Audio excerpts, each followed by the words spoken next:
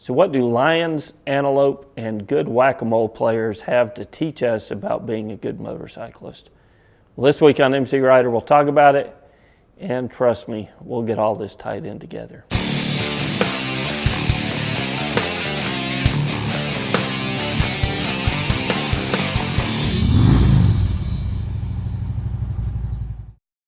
I'm sure most of us have played a game of whack-a-mole. If not, the concept's pretty simple. When the mole's head pops up, you whack it. Then you wait for another one to pop up and you whack it too. But there is a technique that you can use in playing this game to get higher scores, and surprisingly, that same technique can make you a better motorcyclist as well. So what is the big secret to setting world records on whack-a-mole? Well, before we discover the secret to whack-a-mole greatness, let's talk about one of the disadvantages we have in playing the game, and that's how we were created. See, humans are predatory beings.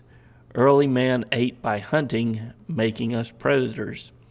Have you ever noticed the difference between the eyes of a predator and the eyes of a prey animal? The eyes of a predatory animal face forward. This allows their eyes to focus on a target, to track it with great accuracy, and it also aids in their depth perception, which are all necessary skills to track and catch a fast-moving animal. The eyes of an animal of prey are set wide apart, allowing them to have a much greater field of view, giving them a better chance of seeing that lion sneaking up through the grass. This diagram probably shows it the best. The predatory animal sees objects in front of them with both eyes, at the cost of losing some peripheral vision, where prey animals don't see as much with both eyes, but they have an incredibly wide field of view thanks to the placement of their eyes. So humans are predatory animals, and we're at the top of the food chain. When I walk out my door in the morning, I don't have to sneak around making sure that a lion's waiting for me in the bushes, because I'm a predator and a top one at that. But even as a big bad predator walking out of my door, as soon as I throw a leg over a motorcycle, I become the prey, and I need to adjust my habits accordingly. So what habits am I talking about? These habits are the same habits that separate predators from prey and at the same time make a great whack-a-mole player. Instead of looking at each mole individually when the head pops up, just like a predatory animal would do, a good whack-a-mole player sees the entire board at once. They react to each individual mole and recognize its presence, but they don't focus on a particular mole. They see the entire board, so they're ready when the next one pops up. Just like the antelope with its wide-set eyes scanning for predators, a good whack-a-mole player has adapted their vision to see the whole board at once. And if we're to be safer motorcyclists, we need to adopt these same practices to the way we ride. We need to see the whole board at once.